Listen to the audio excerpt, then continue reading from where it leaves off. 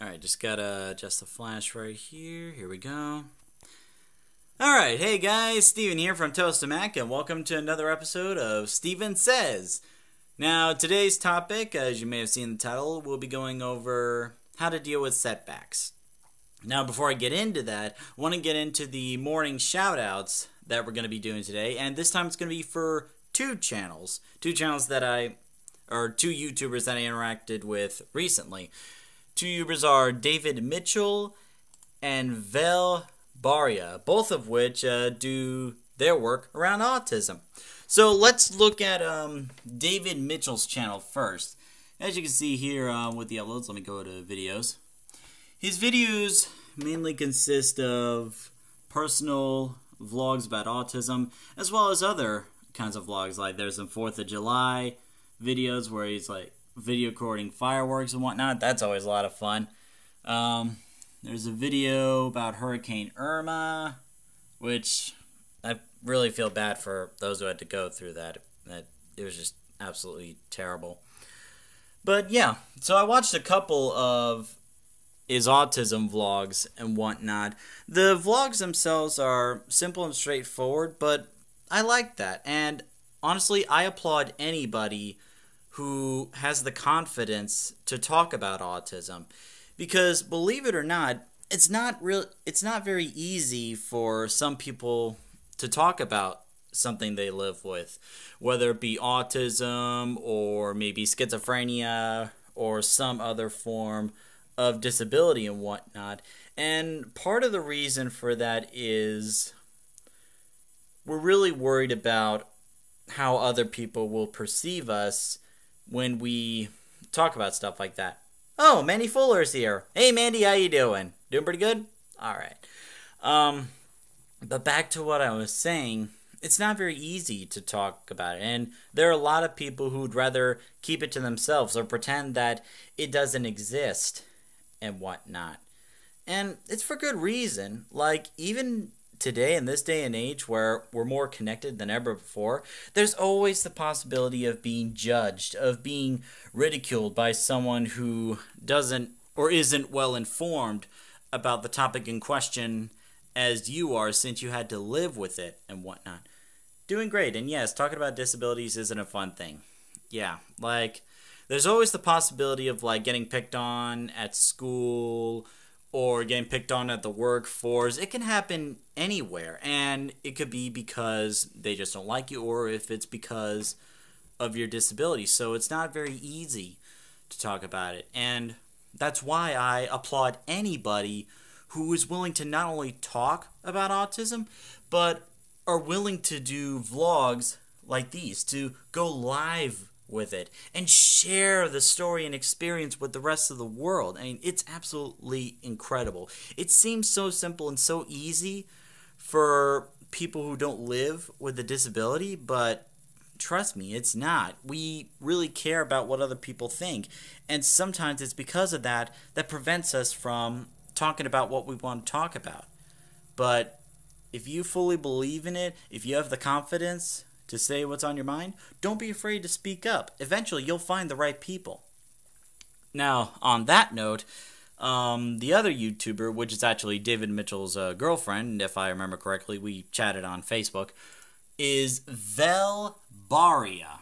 She's a blogger, but also an actress and a singer, and also an advocate for autism, Asperger's syndrome, which is absolutely amazing.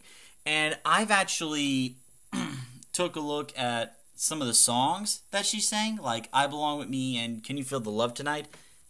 And let me tell you, her singing is absolutely beautiful. It's almost intoxicating in a way. Like we know the songs are composed by other people, but the way she sings it is absolutely beautiful. And I actually began to wonder if she would use this YouTube channel and the music videos or the songs that she sang as kind of like a portfolio or a demo reel. This would be perfect for that. I mean, the way that's professionally presented with the channel banner right here. And also, oh, she does have a portfolio website. Sorry, I was just looking through the videos and whatnot. So, and it looks like she's going a lot of places. And one of the videos I saw was she won an award, the INAP award for performing arts. And from what I understand, that's not really easy to get into, let alone win and whatnot. So the fact that she's able to do that while like living with autism and talking about autism acceptance, that's absolutely amazing. And then I looked at one part of both of their channels that kind of had me confused in a way. Like, why is it that they do such amazing work and get like hundreds, if not thousands, of views on some of the songs and vlogs and whatnot, and yet they don't have that many subscribers? Like, David Mitchell has 84 subscribers, and Velbaria has 98. Well, I'm thinking it's time to change that, because they got some real great work out there, and they deserve a lot more attention. So, whenever you guys have the time, check out David Mitchell and Velbaria official channel. Just check out their videos. If you like what you saw, go ahead and subscribe to them and really help them grow. They're doing amazing work. I really want to help getting them out there and whatnot. And here's the thing. For these two YouTubers, I actually got in touch with them since last week. Actually, during last Friday's vlog and whatnot, they let me know that, hey, how you doing? My name is David Mitchell. This is me and my girlfriend's YouTube channel. We talk about autism. So we got into chatting with each other about what we do and whatnot. And so I took a look and I gave him a shout out. It's basically that simple. So unlike other YouTube channels where it's like, oh, you have to subscribe to my channel, you have to watch all of my videos and comment on every single one of them, and maybe, just maybe, you get a shout out. But for me, it's very simple. If you want a shout out for your channel, just get in contact with me. Either leave some comments in the autism vlogs that you like, and subscribe if you like what you see. But the subscribe thing is not mandatory and whatnot. Like, I'm not holding that as a requirement for earning a shout out and whatnot. All you gotta do is get in contact with me, let me know who you are, what you do, why you do what you do. Just help me get to know you better, and then boom, you get a shout out. That's simple. So with that being said and done, we're going to talk about today's topic, which is dealing with setbacks. Sometimes things happen. Either bad weather prevents you from getting out of the house, or it ruins a photo shoot day, I should say, or maybe someone backed out at the last second, someone you were really counting on and depending on, or in my case, fractured an ankle. I know, I keep harping on that note, but it sucks. So setbacks can happen anywhere, really. It doesn't really have a specific spot, and often it can happen at the worst possible times when you have everything figured out, everything planned out, and all of a sudden this setback comes in the way. And it's not a lot of fun to deal with, especially if you're planning it for like months on end and whatnot. A couple examples for me is, like, this year I've wanted to go to a lot more events, a lot of networking events to interact with people, and ouch, fracture an ankle does suck. Get well soon. Thanks, Mandy. I really appreciate that. But yeah, this year I wanted to go to more events and whatnot to network with others and get my work out there. But that all hinged on a few people that I didn't catch on the bad business behaviors on, and eventually they either did stuff behind my back or just canceled out at the last minute. In fact, I actually made a rant video, an autism vlog, about that right here. Tostemac talks about autism, bad business behaviors. So feel free to check that video out if you want to know how to avoid those kinds of bad business behaviors. That way you're not let down later on. And also with the fractured ankle, that put a stop to some of the plans I had later in the year. Like, originally I wanted to do like a Halloween skit like I did last year, but with the injury, that's not going to happen, unfortunately. But I'll share the Halloween vlog and the Halloween skit on Facebook this year, just for the newer viewers that are still new to the channel and whatnot, to kind of see what we've been doing in the past and whatnot. I really gotta stop saying and whatnot. That's just a force of That's just a terrible habit of whatnot. Edit again. Okay, so back to my point. So setbacks can happen anywhere and any time. So what do you do when faced with a setback? Do you keep thinking about what happened and wonder what could have been done differently and how this could have been avoided?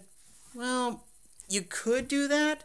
Like, it would be a good learning experience to learn from your mistakes and don't make it later. But that's not going to change the fact that it happened. So, do you take time to point fingers and blame the people responsible for it? Well, you could. I mean, it'll help let out some steam. But again, it doesn't change the fact that it happened. So what do you do in these times? Simple. All you gotta do is think about 2 words. What's next? If something doesn't go your way due to bad weather or a rescheduling, think about what's next. If something bad like a fracture happens or some other emergency and whatnot, deal with the injury first and then what's next? And heck, even if a project is successful, even if it is the best thing you've ever done, think about what's next. And why is that? Because the most successful people in life don't settle for just settling for one goal and then that's it. It's all over. No. The most successful people are always planning the next step. What comes after this? What comes after that? Oh, this art project's done. Now what? And it's when you keep on thinking about what's the next step is that not only will you keep setting goals for yourself, finding new accomplishments to achieve, but you'll also notice that the quality of your work will eventually get better and better and better, and you'll start attracting a bigger audience. A lot more people will be looking up to you and whatnot. And you'll be better off that way, rather than just accomplishing one thing and then just sitting around, just going through your daily routine and whatnot. Because I always feel like it's good to have a personal goal or a personal accomplishment to achieve and whatnot, rather than just going through every single day, working your 9 to 5, putting bread on the table, eating, looking at a couple videos, and then just going to sleep and whatnot. The idea of having a personal goal helps you reach your full potential. It helps you discover who you really are, what you like to do or what you want to accomplish, and what do you want the world to remember you as. Do you want the world to remember you as like an average Joe who always goes on time getting to work and whatnot? Or do you want to do something phenomenal? Something that will burn an image in the minds of people who witness your work and wonder why you did it and how long it took you to do it and how did you do it and whatnot. Sorry, every now and then I get these little pauses and whatnot. It's not like the autism vlogs where everything's all scripted. Sometimes I'm just thinking of what's ever coming on my mind. But if you need an example on this, when I first started out with my first autism book, Traces an Autistic Way to Creative Expression, it first started out as like something made from an online site and whatnot. I actually lost the original copy, but it looked pretty bad, very generic. But when I met with Mr. Cameron Shawn of the Umbrella Syndicate, he showed me that not only could the book look a lot more better, but it could be an actual story rather than just a bunch of colorful images and that's it. So eventually I started to evolve the book, and it eventually became to the book it is today, where it's actually sold over 100 copies, and it's actually been used for therapy sessions from what I've heard. I actually heard that after a couple people read my book, they immediately started making their own artwork, and that is incredible. And from that point, I started to think about another book to make, but I wanted to be a different topic. So the next book I made was On the Trail with Annie and Angel, and I wanted that one to talk about bonding between the parents and their autistic kids. And I wanted to illustrate just because they walk the same path doesn't always mean they see everything eye to eye and whatnot. So I sold a few copies on that, but I still need to work on that. I'm actually going to be making an Amazon account to put on the YouTube channel to have my books out there and whatnot, so people can access it a lot more easier. Because I noticed a lot of people are saying, "Oh, do you have your books on Amazon? You should have your books on Amazon. It's a lot easier when you have your books on Amazon." So, figured now is as good of a time as any. In terms of the third book, I honestly didn't really think too much on it yet, because after the two books were made, the next step was I wanted to take on a new project, which was the YouTube channel that you see here, Tostemac. That was a big project for me, and it ended up eating up a lot more time than I thought in terms of like making good quality and having all the equipment necessary to do it, to make the channel and the vlogs look better and a lot more professional and whatnot. So it did eat up a lot of time. But with the plans that I'm making, I'm going to be able to balance out not only making the vlogs, but also making the new book as well. Now, what the topic will the book be? That's a secret. Only for me to know. And one last thing before I wrap up the vlog, another example of what I'm thinking of in terms of what's next. Yesterday, I got in contact with a couple people from a group called Pathfinders for Autism to let them know, hey, I want to photograph and videograph their events to show on Facebook and YouTube and whatnot to help the events grow, but also help my projects grow. But also I want to be a professional speaker for conferences, for workshops, for events. So we got to talking, and they gave me a list of what organizations to reach out to, which people to contact. And next year I'm planning to do, well, first thing I'm planning to do next year is being able to walk again. You think it's easy moving around with this cast? Trust me, it's not.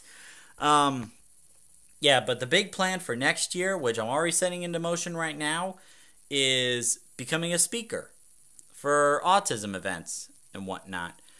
It'll also serve as a better way of getting my YouTube channel out there, but also my books as well.